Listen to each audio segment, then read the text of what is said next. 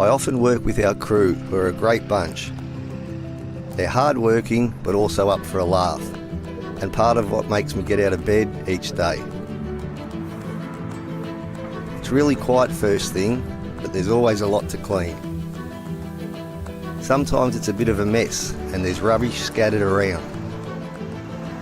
I clean the footpath, the street furniture, the bins, and remove graffiti off public buildings. I like it. It keeps me busy. It feels pretty satisfying to know that at the end of each day I've made Sydney Road look a little better for everyone who lives, works and visits here. Cleaner streets make it a nicer place to shop too, and that helps our local traders. And as everyone starts their day and the shop's open, I get to meet some lovely community members and their dogs. Everyone knows Sydney Road is legendary. We should all show it some love.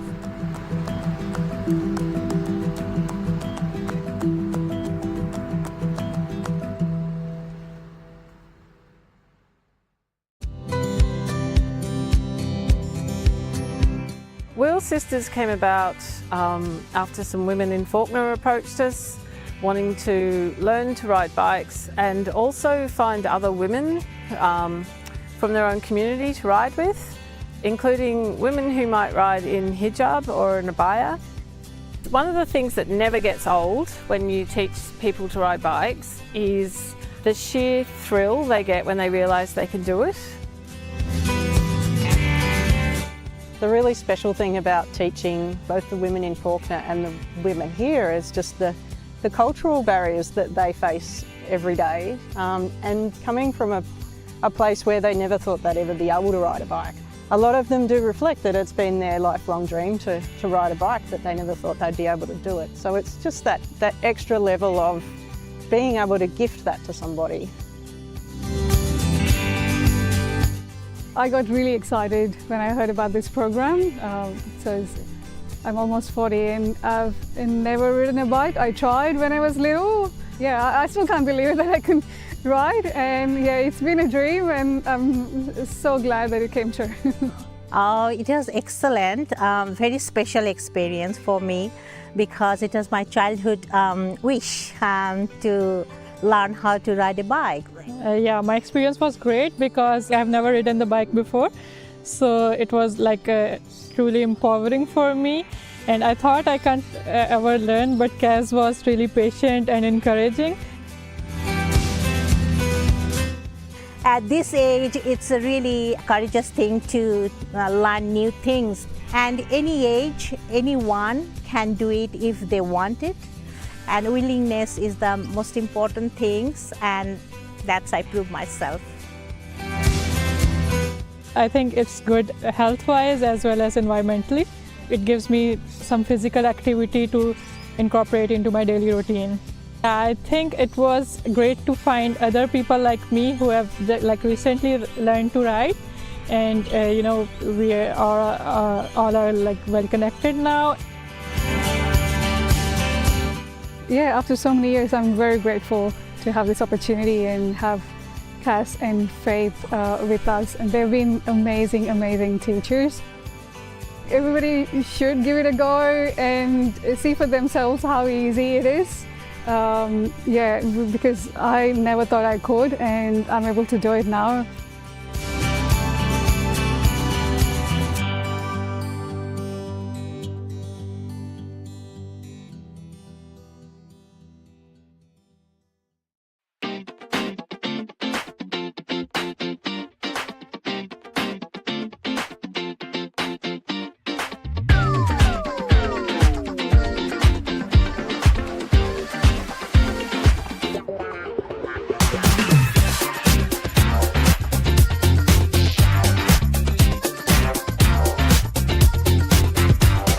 The compost that we receive from Merri-bek Council that's made from the waste from our green bins, the food and organics waste, is a fantastic resource. A lot of carbon, a lot of organic matter that goes to building up the soil here, combined with the compost that we make ourselves. You know, a really brilliant resource for the garden, and it produces fantastic crops, as you can see behind me.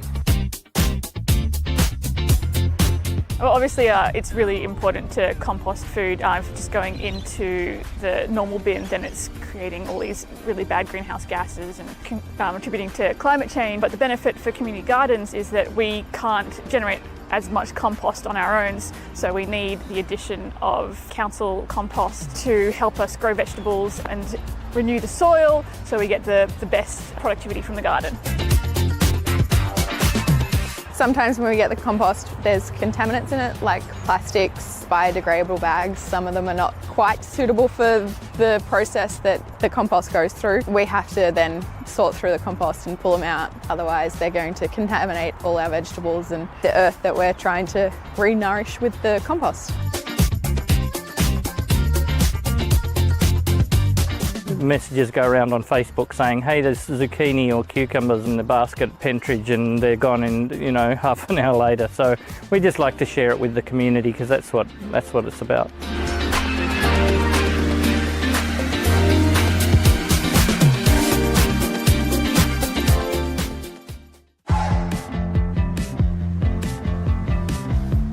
Good evening, councillors and members of the gallery, and to our viewers live streaming tonight's meeting. My name is Councillor Helen Davidson. I'm the Mayor of Merri-bek City Council and the chairperson for tonight's Planning and Related Matters meeting. It's my pleasure to welcome you all here tonight. We are meeting on the lands of the Wurundjeri Wurrung people, and I wish to acknowledge them as the traditional custodians of the lands and waterways on which we meet and pay my respects to their elders past, present and emerging.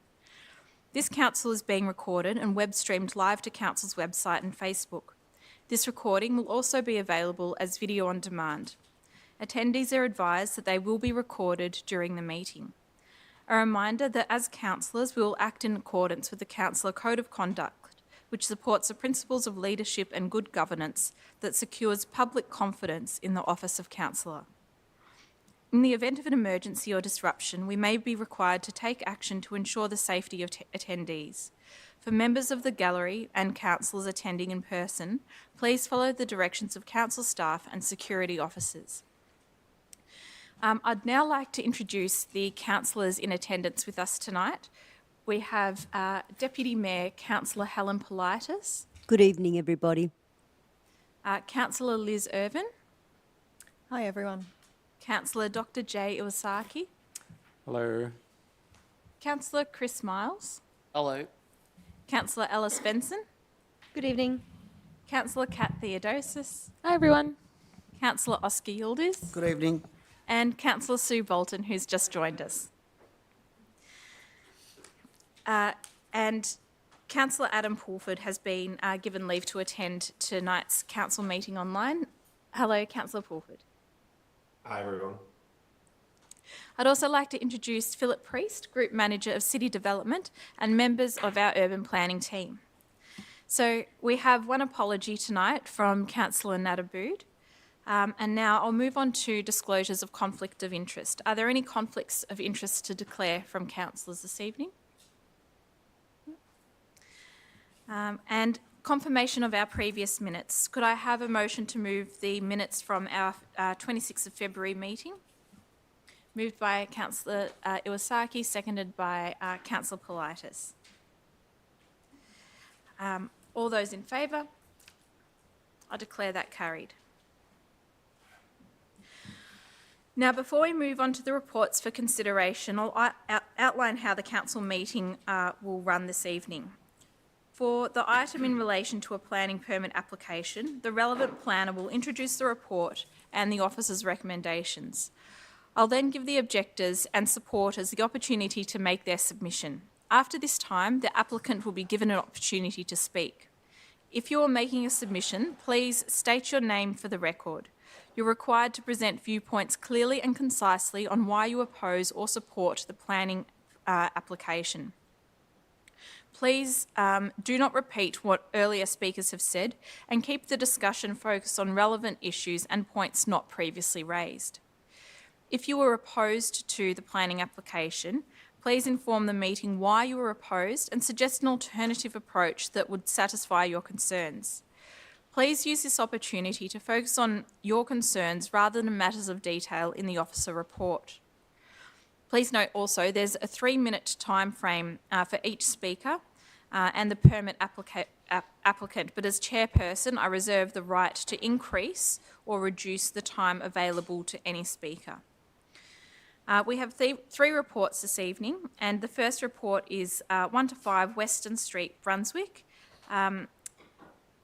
planning permit application MPS 2022-934A. And I'll just ask Rachel Clark, Principal Urban Planner, to present the report.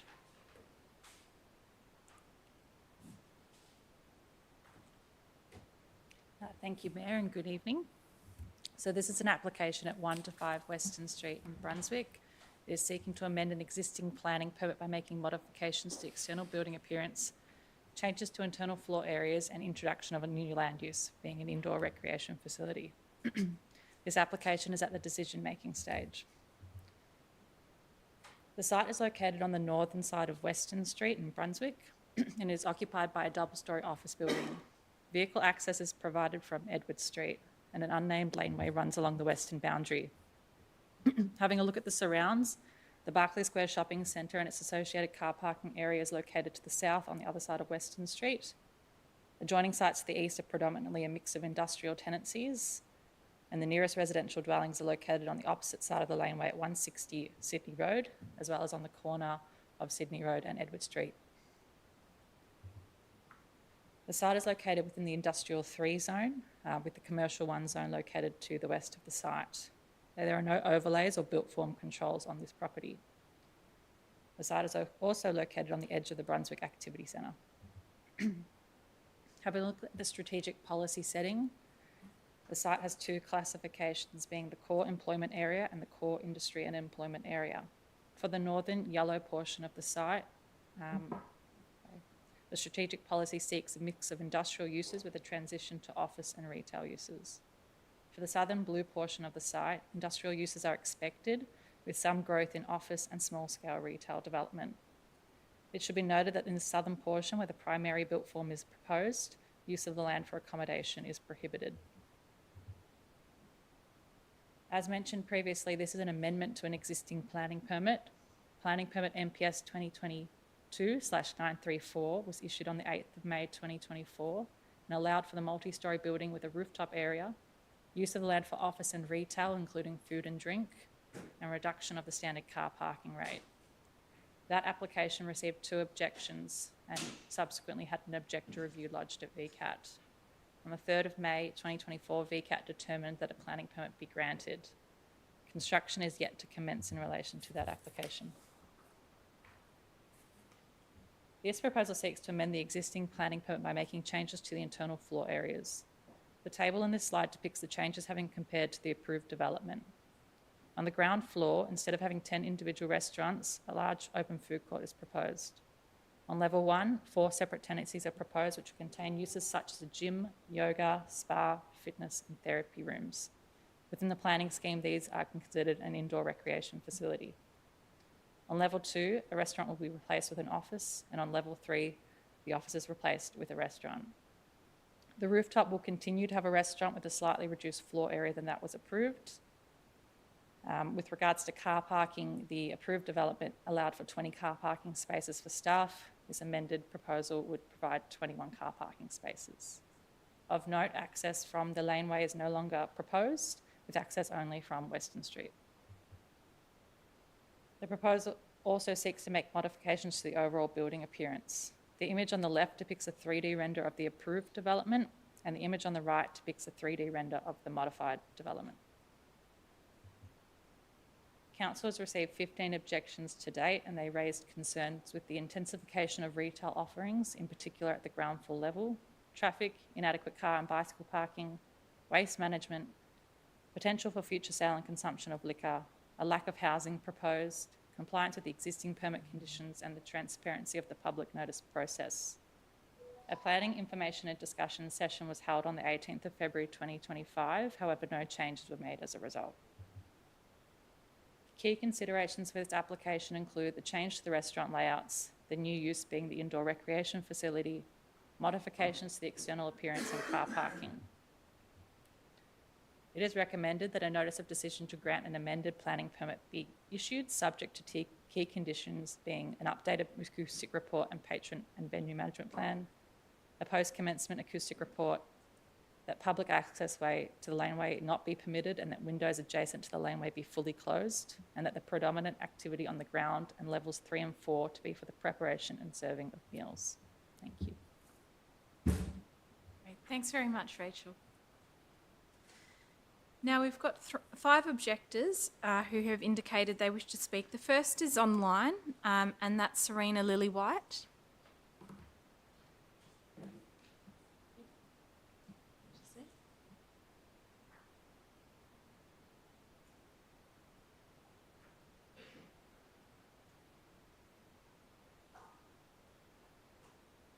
Hi, Serena. Go ahead. Thank you. Thank you very much. Thank you very much for the opportunity to speak to you tonight, and also for your careful consideration of this proposed permit amendment. As a local resident, I am objecting to the proposed amendments. I've made clear my objections in 2 written submissions and in a face-to-face consultation. While a number of the objections I have made have been included in the list of objections that have been outlined in the executive summary, the list is not comprehensive of objections that have been raised by myself and other impacted residents. So, for example, the list of objections does not include the significant and quite nuanced concerns that were raised with regards to noise around the bars, the patrons, the restaurants, the proposed new food court, and also deliveries and waste management. Further, the list doesn't include my objections and indeed recommendations with regards to due diligence that should be done into the track record of any developer, not just this developer, to ensure that they're able to complete projects on time, that they don't go bust in the process, that they're able to demonstrate that they comply with all environmental and labour laws, and can demonstrate good governance, transparency and accountability. And while the development is listed as 1 to 5 Western Street, I don't believe this accurately reflects that it runs right through to Edward Street. It's a really big footprint. And noting the immediate proximity to established residential areas, the current strategic setting of employment area and core industry employment area, I don't believe is an accurate assessment of the surrounding residential areas. And what's proposed in these amendments is for nothing but more food and beverage, more wellness, recreation, Pilates, yoga, etc., more bars, more restaurants, all of which we have in absolute abundance in the immediate vicinity, and of course many of which are going to the wall with all the empty shops that we see in Sydney Road. So in conclusion, I just would like to suggest that Council reject this planning permit amendment, particularly on the grounds of the really significant changes to the food and beverage offerings, such as the food court on the ground floor, additional restaurants and wellness centres. But if that position can't be reached, at a minimum, I request the Council does not make a green light decision tonight and instead postpones a decision until there can be greater clarification and assurances given with regards to all of the various different conditions of permit that are outlined. And at the moment, all of these are sort of subject to, effectively outsourcing to other authority agencies. So at a minimum, it would be great to get much more information about the conditions regarding the acoustics report to ensure it actually is aligned with the current permit amendments, not the previous one. I'd Serena, recommend a return. You've just gone a little bit over time. Could you just wind up, please? I will wind up. So, finally, I would just like to say that this really, I think, if you could defer or postpone a decision tonight, not giving a green light decision based on this to allow for more consultation and greater clarity around permit conditions, so that we also don't end up with potentially another white elephant. Thank you. I'd be very grateful. Thanks, Serena. We now have in person Damien Kylo, who's in the audience this evening. Please come forward to the lectern, Damien.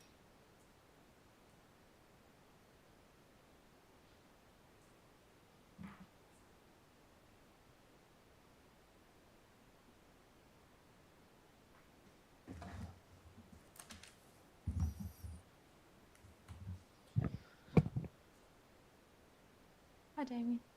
Councillors, thank you so much for allowing us to represent our views. I live a few metres from this proposed development with my young family on 8A Edward Street, right near the laneway, in which we hear every person and vehicle that comes down the laneway. In fact, our house shakes when a large car goes down the laneway. So we are deeply concerned by, and we've raised objections around noise, around the use of the laneway, around patron numbers, around safety concerns at residents at night on the laneway, the increased traffic, the reduction in car parking, and fundamentally the changes that have been made in this amendment to the ground floor, which increases the capacity, increases the number of people and the patrons that will be there at the ground floor. So it's an extension. And so we have considerable concerns, particularly around noise. The proposed 5-storey development comprising of food and drink premises, restaurants, and 2 rooftop bars is likely to generate significant noise from patrons. This noise, particularly during evenings and weekends, would stem from amplified music, loud conversations, and general activity associated with hospitality venues, extended well into the night. Such disturbances are expected to travel beyond the site boundaries, directly impacting the tranquility of nearby residences. As a homeowner, I am concerned about the loss of amenity caused by this persistent noise. And I think some of this has been recognised by asking for a new acoustic report. I think the problem is the process here. We don't know the details of what's in that acoustic report. Councillors don't know the details. You've recognised there's a problem, but we don't know what's in it. So I would ask that we delay until you know the details. I would also ask, the same concerns are on the venue and patron management plan. A lot of that, and it's been recognised in the report, is around the problems with the laneway. The social disturbances that will come from hundreds and hundreds of people. We've got a capacity of 260 at the top level on the rooftop bar, 160, then hundreds, and then hundreds more at the bottom ground floor. They will come down that laneway, and that's right next to residences. That will cause disturbances. Now, that's been recognised in the venue and patron management plan, but we don't know what's the details in that plan. We don't know, like, you've asked for this, but we don't, I feel like the process is all wrong. How can councillors possibly vote on this without knowing the details of that plan and knowing the details of the acoustic plan? It's a job that's been half done, not fully done. And so while we object fully to this proposal, we ask councillors to ask for more details, ask for what the provisions are in the acoustic report and the venue and management plan, and look at and think of what the details would be. Because at the moment that is not apparent. But the problems have been recognised. The problems have been recognised by the officers. You wouldn't be asking for a new acoustic report if you didn't think there was a problem with noise. You wouldn't be asking for a venue and patron management plan if you didn't think there was going to be problems in that laneway. But what are the details for dealing with that laneway? Are there going to be security cameras? Are there going to be bollards? Are there going to be signs? What are the details to deal with the social disturbances? Damien, you've gone a little over time as well. Sorry, I've got to keep my eye on that clock. If you could wind up quickly. So I respectfully ask councillors, please, there is deep concerns in this community. 180 people have signed a petition against this, and our family will be deeply affected. Our next door neighbour has already moved because of this development. So we ask for you to please take into consideration local residents' concerns. And if you don't know the details, please don't vote for it tonight. Thank you. Thank you very much, Damien.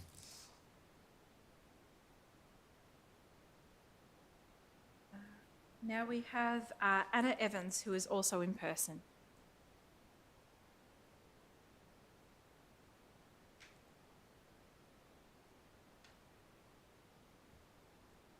Hi, Anna. Hello. I am a resident on Edward Street. I'm actually the person who moved in to the new house that was vacated by Rhonda, who left because of this development. So today I'm wanting to speak to you all to request that you place greater conditions on the granting of this amended permit, as well as to have more holistic considerations of some of the things that have been put in front of you tonight. My key challenge is that this amendment is considerably different to the previously granted permit. Given the limited transparency and lack of detailed plans, it's been incredibly hard for the community to actually understand what these differences are. So I'm going to cover off what some of these are. There's a significant intensification of use and a change of use.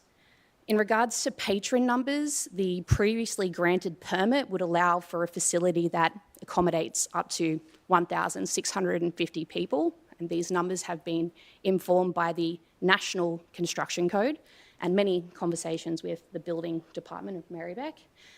And it would require roughly 75 to 125 staff at any one time. The amendment would accommodate patron numbers of up to 1,940 and roughly 80 to 135 staff at any one time. So this is close to a 300 patron increase, or roughly 20%.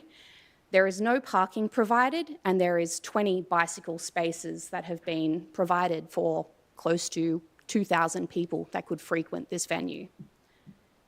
In regards to the operating hours, the previous approval was for opening times of 10 a.m. on a Saturday until 2 a.m. the following Sunday, and 11 a.m. to 11 p.m. every other day of the week.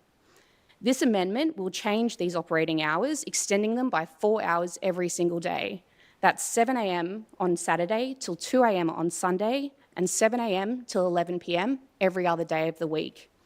With services, maintenance, and deliveries occurring outside of this time, this is almost a 24-hour-a-day venue, and the impact relating to noise, antisocial behaviour, many other amenity impacts is going to be unrelenting for the properties nearby. So it may be the same size of building, the same floor print, but fundamentally the reconfiguration of the floors and the change in use to include a food hall is a drastic intensification of use. So with this in mind, I request that Council make the following changes. You should deny the food hall and revert it to individual tenancies. At the very least, if you do approve the food hall, you need to place a patron cap on this, and I think a maximum of 260 is appropriate. I would request that you limit the operating hours. The previously approved operating hours were for a different use. Given the intensification of what this amendment puts forward, I think it's appropriate that these operating hours are limited to minimise impacts of antisocial behaviour and reduce impacts of the neighbouring properties. And I would propose a 9 p.m. closure time, which aligns with Sparkly Bear. Don't worry, I'll get there, I promise. I want Council to consider denying the second tenancy on the rooftop. The interaction of noise from these two venues will be significant. And the final point I want to make is relating to parking, and I promise this will be the final one. So parking for this venue, actually there's none. There's 20 spots that have been dedicated to business and none for any patrons attending this venue.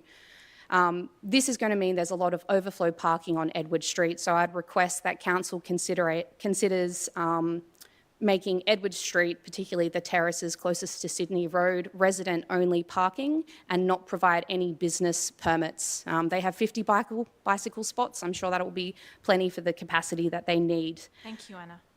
Thank you. Thank you. And now we have Letta Tyrrell and Eddie Milford online.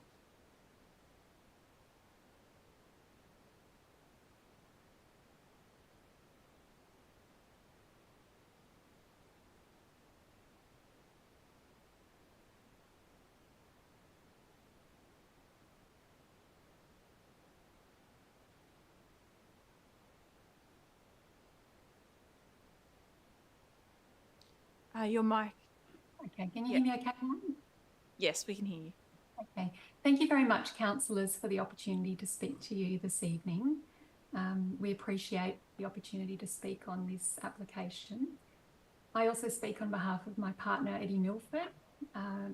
We want to express our strong objection to the proposed development. Yes, we can hear you. Okay. Thank you very much.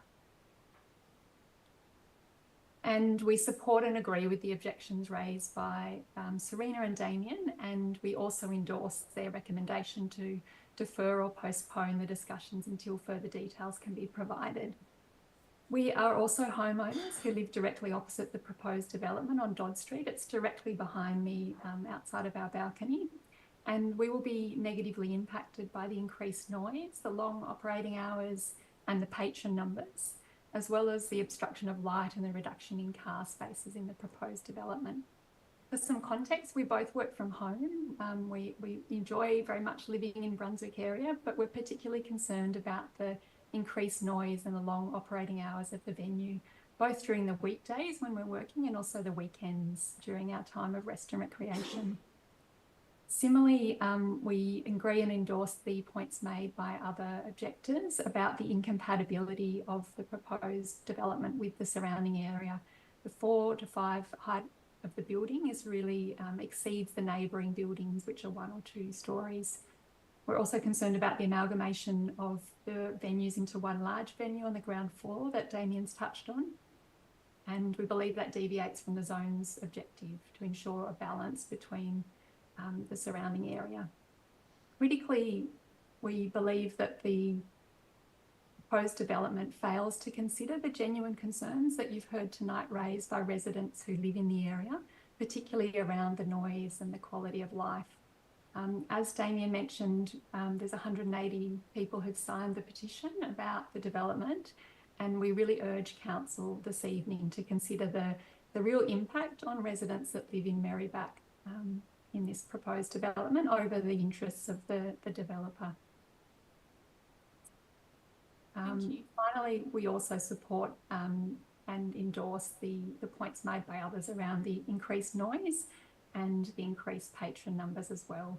As I've identified, that has a direct impact on us living directly opposite the proposed development.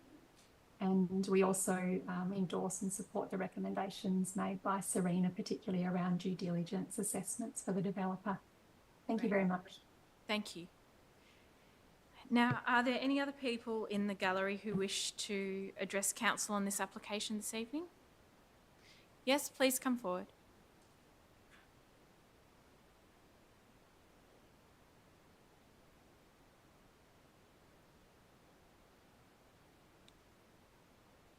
Hi, Daniel. Hello. Look, my name is Romeo. I don't live near Western Street, but I used to live there. But I am a Coburg resident, a Moreland resident. And I really like to object to this proposal, this development in relation to car spaces. I can see, I went through this agenda and I looked pursuant to section 52.6 car parking. This should have 85 car park spaces has gone down to 20. How did that happen?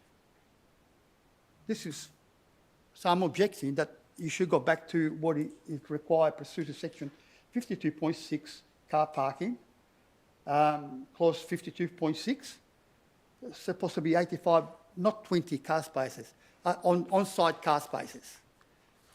So that is my objection. I suggest that, my suggestion is if they have to put underground car spaces, someone has got, who knows, maybe $50 million to build this beautiful project.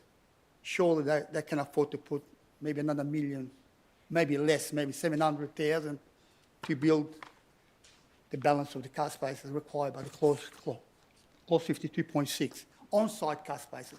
That way, that it does not damage the neighbours.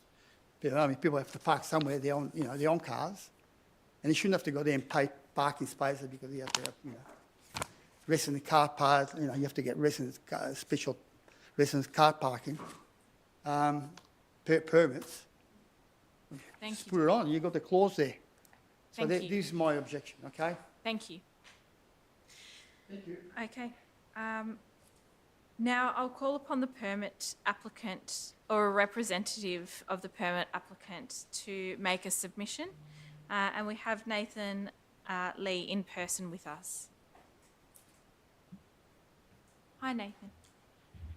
Good evening, councillors. My name is Nathan Lee, planning consultant for the permit applicant. The original application gained council support back in October 2023 before the VCAT objector appeal. In May 2024, VCAT concluded that the proposal is acceptable and will achieve a net community benefit. Any potential amenity impact will be appropriately managed through the permit conditions in place. With the planning permit issued, the project team didn't waste any time and has worked tirelessly towards the delivery. The detailed design and development process has resulted in the amendment application submitted to Council in November 2024. The amendment seeks approval for an approved building appearance with a design that is more sympathetic with the industrial and heritage character of Brunswick, as well as optimization of floor space, including a new land use for leisure and recreation. Other than the new use on level 1, the leasable floor space for the other users has actually decreased through the design refinement process. The approved building height has not changed. The overall massing of the building has not changed. The overall commercial nature of the development has not changed. And the permit conditions for the management of acoustic and any amenity impact are not changing either. The site is in a core industry and employment area. So this is an area where Merri-bek's policy is to prioritize industry and employment users in a mixed-use environment. The site is also in an industrial zone next to the Sydney Road commercial corridor. It is opposite to Barclay Square. So this is already an established location of a non-residential nature in the Brunswick Activity Centre. Our amendment is to strengthen the existing permit for commercial development with employment-generating users, which will add a diverse range of facilities to the area. These include a range of food and drink premises, a co-working office space, and indoor recreation facilities. The increase of 1 car parking space may not sound like much, but with all the leasable floor space reduced, the statutory car parking requirements have actually reduced. We're also increasing the end-of-trip facilities to make bicycle parking more user-friendly. So in the context of the site being so close to the different train, tram, and bus services, this is all in line with Council's sustainable transport policy. So even though we're in an industrial zone, we understand this doesn't mean that the objector concerns from the nearby residential properties should be ignored. All potential amenity impact will continue to be managed through the rigor permit conditions in place, as well as the new conditions recommended. We have worked closely and collaboratively with Council's planning and referral officers on this amendment, and we appreciate the recommended support outlined in the report in front of you tonight, councillors. We trust you will make the right decision. Thank you very much, Nathan. Councillor Bolton, you have a question for the applicant?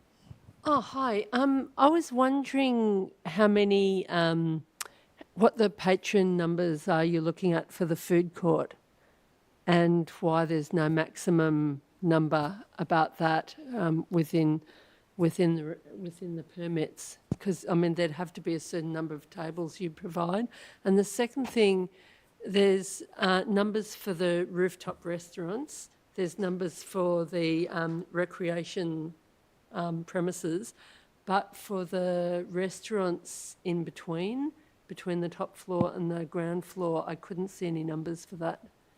Yeah, so the patron number for the rooftop, that was a part of the previous, the original application, and there was a permit condition for that.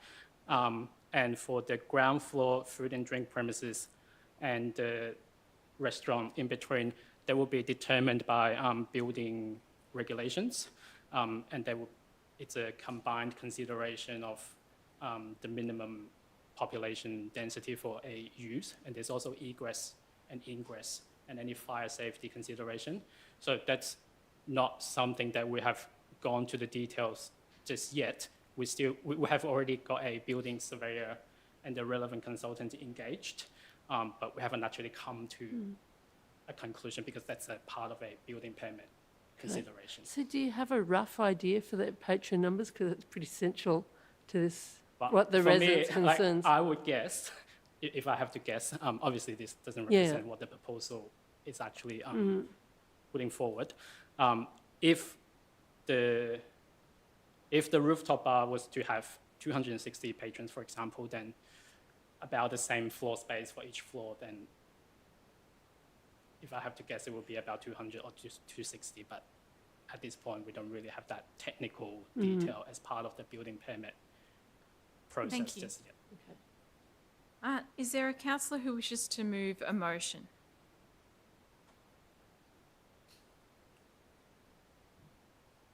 Oh, someone else can move The officer recommendation? Okay. Anyone have any questions? Because I think he's waiting for us to... I don't think there's any further questions. Thank you very much, Nathan. Councillor Irvin, do you wish to move the motion, and please then state the amendment that you're seeking to incorporate? Yes, there was just a minor amendment. So the officer's recommendation was just a minor amendment that Councillor Bolton emailed through. Yeah.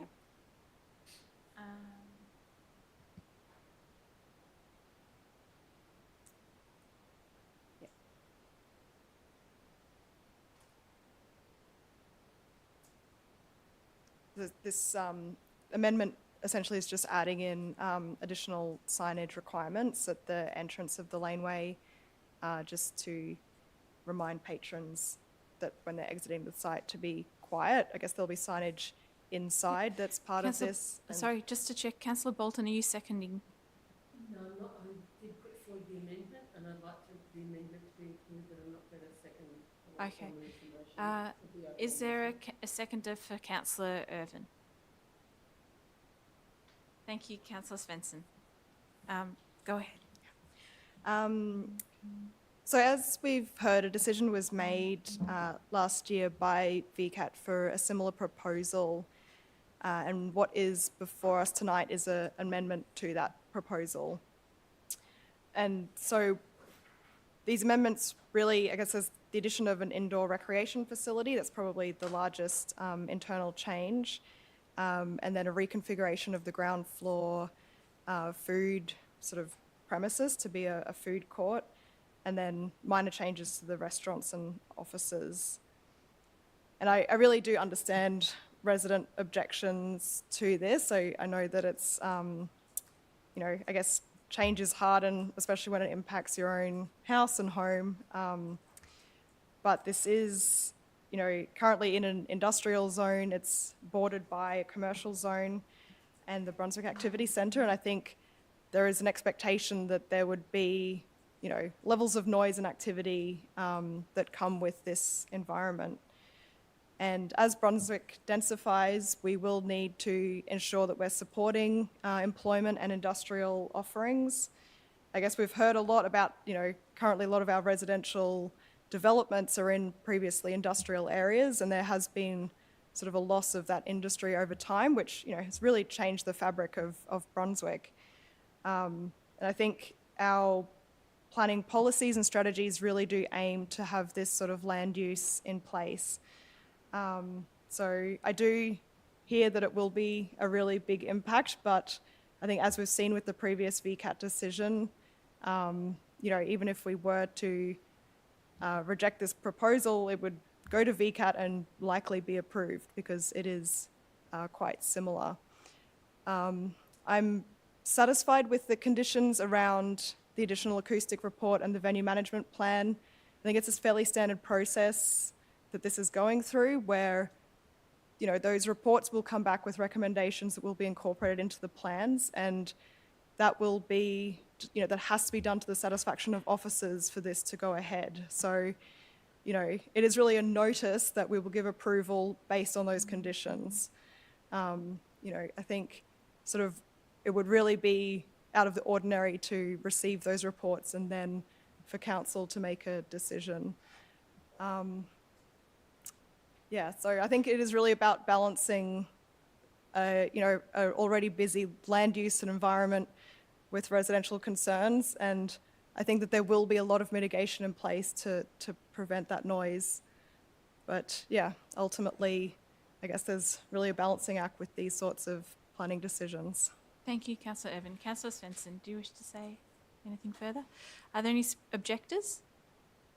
Yes, Councillor Bolton.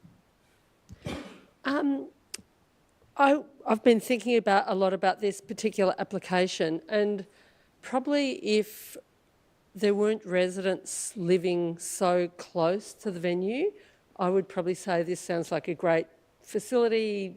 Let's go ahead and build it and so forth.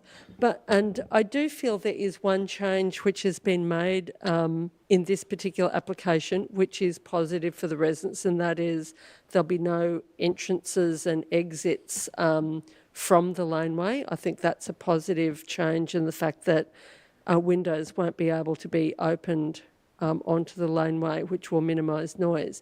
So I think those are the positives. And a place to socialise is obviously positive. But I do feel that the concerns of the residents are very important. And, thinking of whatever it is, 252 or something patron number for the rooftop restaurants, followed by, 120 odd for the recreation businesses, followed by, we don't know exactly how many, by the restaurants in the middle, say a couple of hundred or maybe more, and then however many in the food court.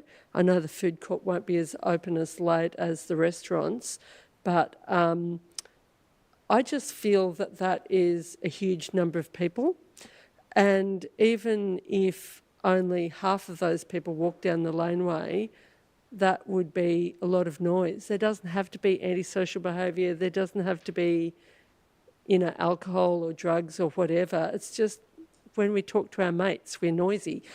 That's just what it is. And I just feel that this is too big a change for the residents.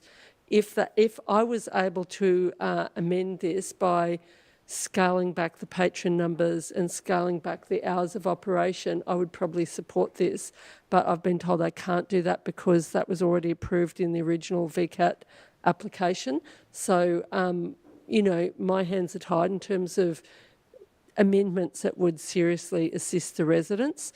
Did put forward that little tiny amendment about signage at the entrance to the laneway, but in reality that probably wouldn't do a massive amount. It's better than nothing. But I think I've concluded that I'll vote against this. If there weren't so many residents nearby, I'd probably vote for it. But I think the number of residents who live so close and the noise that will be created by such a massive number of patrons over an extended period of the day, of each day, I think means I'm going to vote against. Thank you. Are there any further speakers? Councillor Iwasaki. Yeah, actually, I want to kind of back up what Sue said, but also speak to what Liz has said in the residents' concerns, I live off Sydney Road as well, just one street back on Bree Street, and we've got a lot of developments coming, and we're going to have more activity. And one fact in our area, and that resonates with this, is that we don't have as much say as a council in the planning outcomes that, like Sue was mentioning, our hands are tied in some things and those concerns because the system with the state decisions have kind of been made for this, and those outcomes are related to the requirements for that area and the different stipulations for that as well. And so when it comes to planning decisions, especially in my area, I recognize that despite what we may want as residents, that we don't always have the say in those outcomes, and we have to do the best to mitigate when we can. But in Bree Street specifically, buildings go to VCAT, and we pay lots of money as a council and ratepayers, and VCAT brings back the exact same change, or they don't change at all. And I guess recognizing that's the reality in a lot of planning decisions in Merri-bek is unfortunate and frustrating, but also like I will support this because I don't want to waste our money in court, basically. Thank you, Councillor Wasaki. Are there any further speakers? If there's no further speakers, I'll put the application to the vote. All those in favour? All those against? I declare that carried. We'll now... A division? Okay. All those in favour? All those against? Oh, so I'll call out the name. So, sorry, could we do that again? All those in favour? Councillor Irvin, Councillor Iwasaki, Councillor Politis, Councillor Davidson, Councillor Svensson.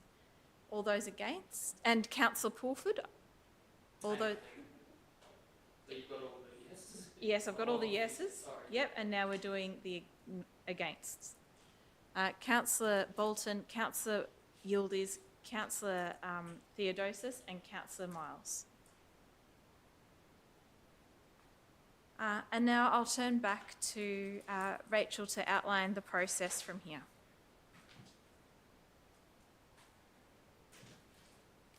Thank you. So Council has decided to issue a notice of decision to grant an amended planning permit for the construction of a multi-storey building with rooftop area, use of the land for office, retail and indoor recreation facility, and a reduction of the standard car parking rate subject to the conditions contained within the officer's report. Following the issue of the notice of decision, both the applicant and all objector parties will receive a copy of the notice of decision to grant a planning permit. Objectors will have 28 days to appeal Council's decision at the Victorian Civil and Administrative Tribunal. In the event that no appeal is lodged at VCAT, a planning permit will be issued. If a permit is issued, the applicant then has 60 days from the date of issue to appeal any conditions on the permit. Thank you. Thank you very much. We now have item 5.2, 27 Ballarat Street, Brunswick, planning permit application, MPS 2024-465. And again, we'll hand over to Rachel Clark to outline the application. Thanks, Rachel. Thank you, Mayor, and good evening again.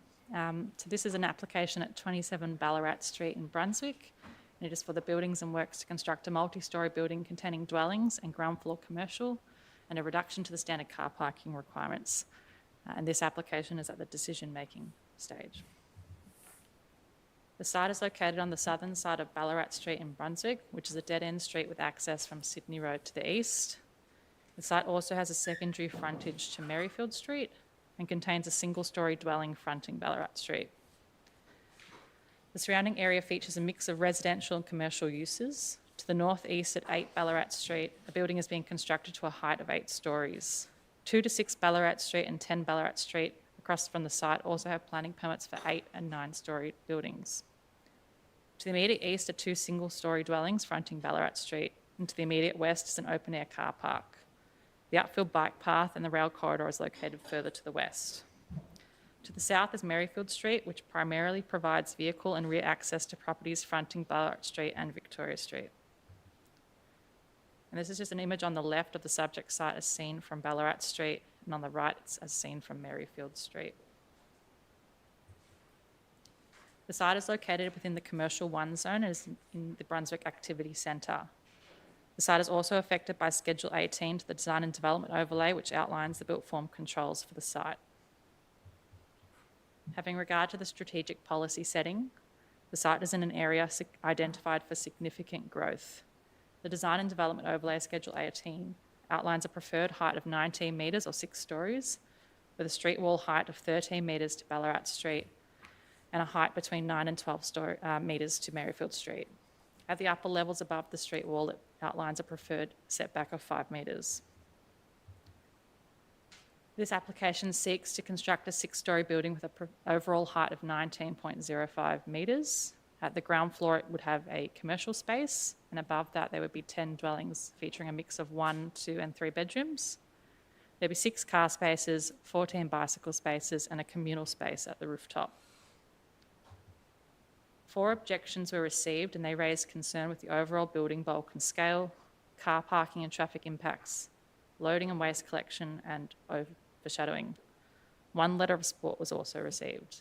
A planning and information discussion session was held on the 4th of March, however no changes were made as a result.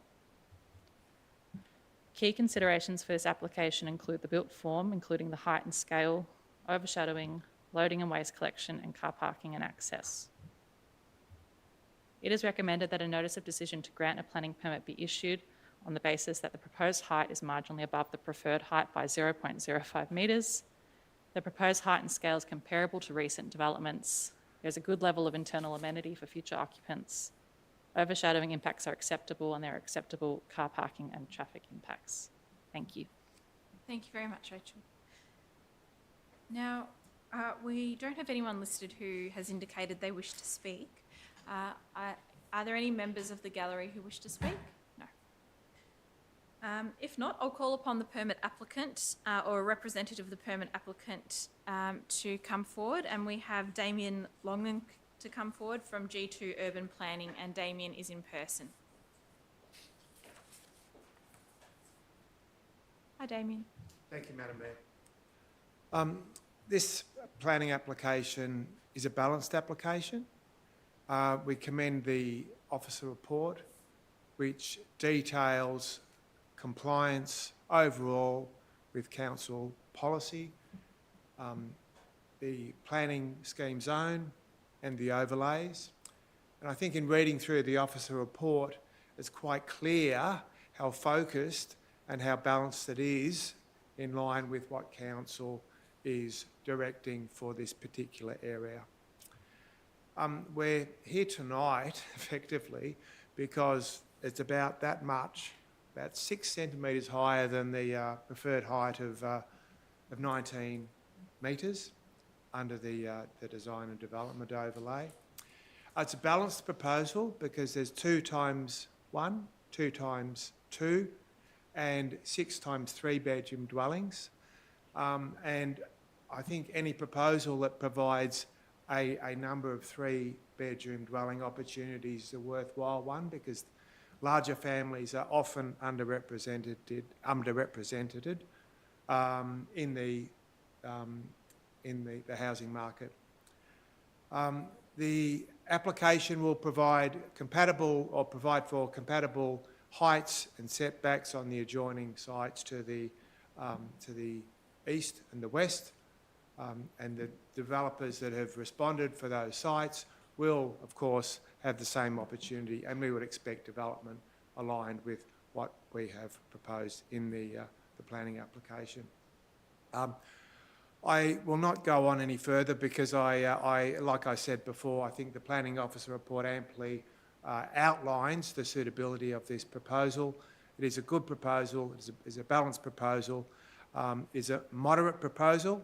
It's not a proposal that attacks an area through excessive height and through excessive development.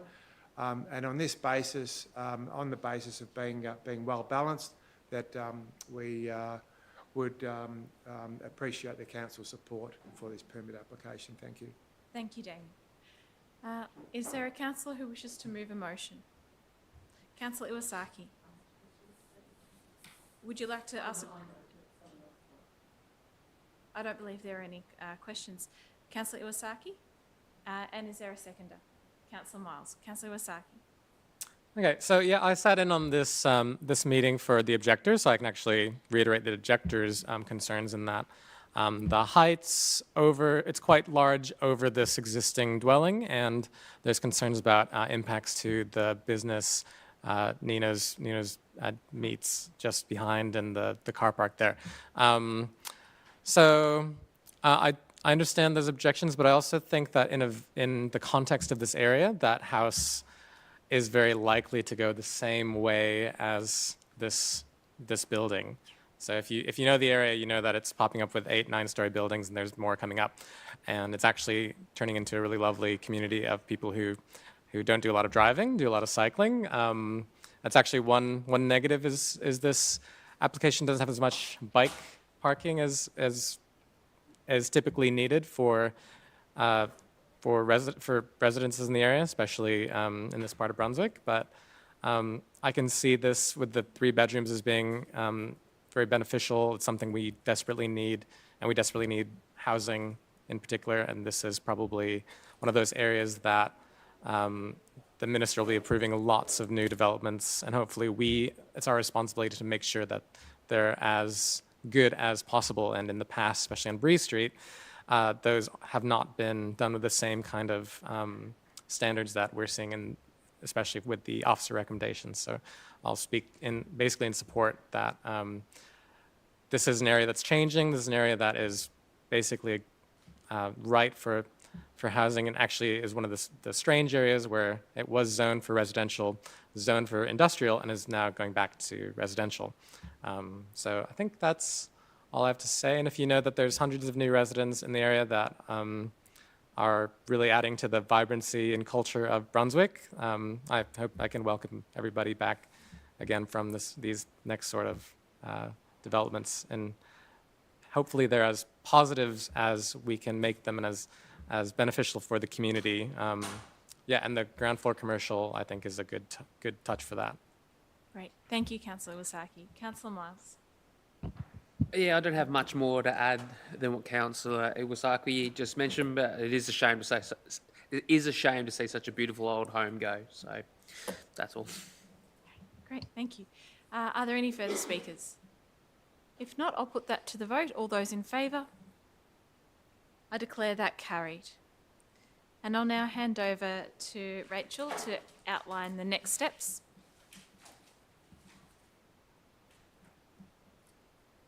Thank you. So Council has decided to issue a notice of decision to grant a planning permit for MPS 2024/465 for buildings and works to construct a multi-storey building containing dwellings and ground floor commercial, and for a reduction to the standard car parking requirements subject to the conditions contained within the officer report. Following the issue of the notice of decision, both the applicant and all objector parties will receive a copy of the notice of decision to grant a planning permit. Objectors will have 28 days to appeal Council's decision at VCAT. In the event that no appeal is lodged at VCAT, a planning permit will be issued. If a permit is issued, the applicant has 60 days from the date of issue of the notice of decision to appeal any conditions on the permit. Thank you. Thank you. Now we'll move on to our final application for tonight, 5.3, 1, 2 and 3, 427 Albert Street, Brunswick. And this is a ministerial application, PPE 2025-14. And we have Vita to present the report. Thank you very much, Vita. Thanks, Mayor. Good evening, everyone. So Council has been referred an application from the Department of Transport and Planning for construction of a 9-storey building at 427 Albert Street in Brunswick. The Minister is responsible for deciding the application, and tonight Council must determine its position. The site is located on the northern side of Albert Street, adjacent to Clifton Park. It's an irregular curved lot of approximately 1,200 square metres in area, and the area around the park is undergoing significant change, including a mix of apartment buildings up to 11 storeys. In terms of the key planning controls, the site and surrounds a zoned mixed use affected by a design and development overlay and environmental audit overlay. The area was rezoned from industrial a number of years ago through a developer-led planning scheme amendment process, which means that an increase in housing density is now encouraged. And the design and development overlay includes a preferred 8-storey maximum height with 4 storeys to Clifton Park and Albert Street. The application was originally lodged with Council, but then subsequently withdrawn, and instead an application was lodged directly with the Department of Transport and Planning under Clause 5323 of the Planning Scheme, which means that the Minister for Planning is the responsible authority and the application is exempt from third-party appeal rights at the Victorian Civil and Administrative Tribunal. Council is to inform the Minister of its position on the application, and we understand that a decision is imminent. The proposal is for a 9-storey building, which includes a partly covered roof terrace, containing 61 dwellings, a shop, 2 offices, 40 car spaces within 2 levels of basement, 147 bicycle spaces, and it includes a social and affordable housing cash contribution equivalent to 3% of the development cost, and that's to satisfy Clause 5323 and allow the applicant to proceed via the ministerial pathway. Public notice included signs on the site and letters to properties within the red boxed area in the image on screen, and that was directed by the Department of Transport and Planning. And Council has been advised that a total of 5 objections were received by the Department as of the 4th of March. Council officers have assessed the application and have determined that the proposal fails to meet the design objectives, built form requirements and decision guidelines of the design and development overlay. The length of the building, combined with the lack of visual breaks and no upper level setbacks, results in an unacceptable mass and bulk as viewed from Clifton Park. Additionally, the development fails to provide sufficient landscape setbacks or commit to the delivery of adequate public realm upgrades. And lastly, the affordable housing cash contribution is considered insufficient when justifying the significant concerns with the building's impact on Clifton Park when balancing net community benefits. So Part A of the officer recommendation is that the application should not be supported for the reasons that I've outlined. And Part B of the recommendation includes without prejudice permit conditions that should form part of any permit that is issued should the Minister decide to support the application. And those conditions include a requirement for public works as anticipated by the design and development overlay, and an affordable housing condition that requires the money to be spent on affordable housing in Merri-bek. Thank you. Thanks very much, Vida. Now, we don't have anyone listed to speak to this application. However, Nick Dolby in the audience would like to say a few words.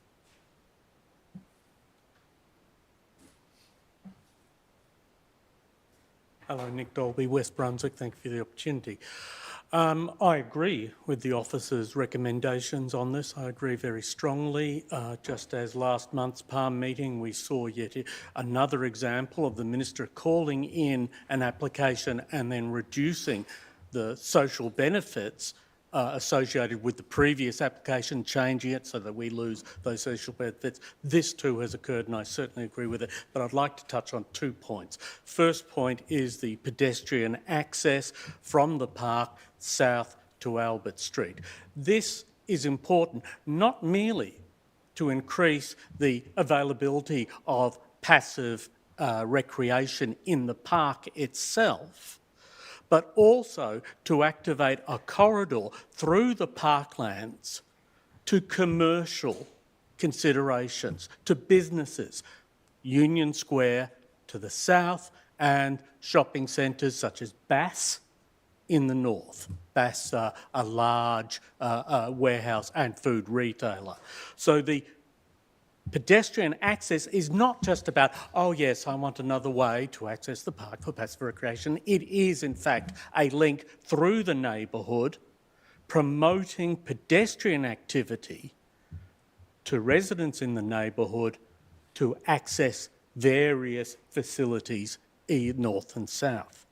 The second point I want to make is a trivial one, but the brick warehouse and building on top of the building which was felt to be detrimental, I actually think is a good echo of the Hoffman Brickworks, the brickworks side, and the history of bricks within Brunswick. So I just put my 2 bob in. I think it's okay.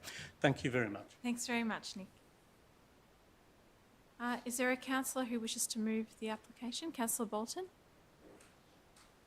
I'll just move the officer's recommendation. Yep, and we have Councillor Iwasaki to second. Thank you, Councillor Bolton. So firstly, I do feel really quite angry, and I mean, I didn't agree with the way in which this area was rezoned, but it is a bit like the Great Wall of China around Clifton Park. You can't see the park from Albert Street if this development goes ahead, and you can't see Albert Street from Clifton Park. And as the resident Nick Dolby just said, he drew attention to the fact that this is, it would block off a walkway, not just into the park, but through that whole region, north-south.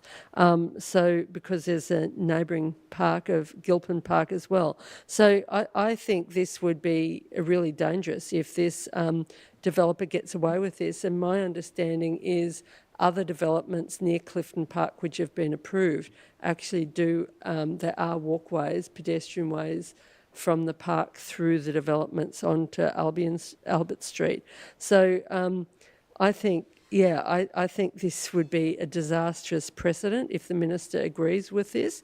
And I actually think it shows how rotten this developer is, that they're, just thumbing their nose at the community and just running off to the minister. I think that's terrible. And also the affordable housing thing, I'm often critical of the totally inadequate affordable housing offered by the developers, but this is even worse and pathetic. They're not even providing any actual affordable housing. I'm sure they might be making a little tiny contribution, a financial contribution, but really, it's really pathetic is all I can say. So I'm glad the council officers are recommending rejection, and I do that as well, and I hope the minister is prepared to accept these arguments. Thank you very much, Councillor Bolton. Councillor Iwasaki. I echo those comments by both Sue and Nick, actually, because if you know this park, like with this opportunity to redevelop from industry to commercial, there's also the opportunity to integrate the area better into the community, especially with the parks, and this blocks off and doesn't integrate. It's the opposite of what is possible with good design. And so it's great to see the officer's recommendations and actually showing a better way forward with how it could be improved. Because, we desperately need housing, and it's not something I want to do, is to block, the approval of more housing. There are 2 of my friends have had their rents raised in this area of Brunswick and had to leave Brunswick because of that. But this doesn't seem to be a development in good faith that takes into account. It would have been relatively easy to do better design to integrate into the community. It doesn't show that. And so, the officer's recommendations with Part A and Part B, fully in support of those recommendations. Thank you very much, Councillor Iwasaki. Are there any further speakers? If there's no further Councillor. I just want to make a very quick comment, because I know this park very well. It's in the vicinity, and I know how well used it is and how loved this park is. And I take into account all the comments that made by Nick and Sue and Councillor Iwasaki. Sorry, Councillor Bolton, I should say. The comment that I want to make, and I want to be quite emphatic about it, is that I think, in view of everything that has been said and the way that this development interfaces with the park, it's probably one of the most hostile to the community that I've seen in a long time, and so I support the officer's recommendation. Thank you very much, Councillor Politis. If there's no further speakers, I'll put that to the vote. All those in favour of the officer recommendation? I declare that carried, and I think that can be recorded as unanimous. And now I'll ask Vita to just outline the steps moving forward. Thank you. Thank you, Mayor. So Council has just resolved its position in relation to the application at 427 Albert Street is to be one of no support. Following the meeting, Council will write to the Department of Transport and Planning outlining its position as contained in Part A and Part B of the Officer recommendation, and Council will be advised of the decision that the Minister makes in relation to that application. Thank you. Thank you very much, Vida. Well, this concludes our meeting tonight. For those viewing online, thank you, and our gallery member, thank you for your attendance, and thank you, councillors. I declare the meeting closed at 7:40.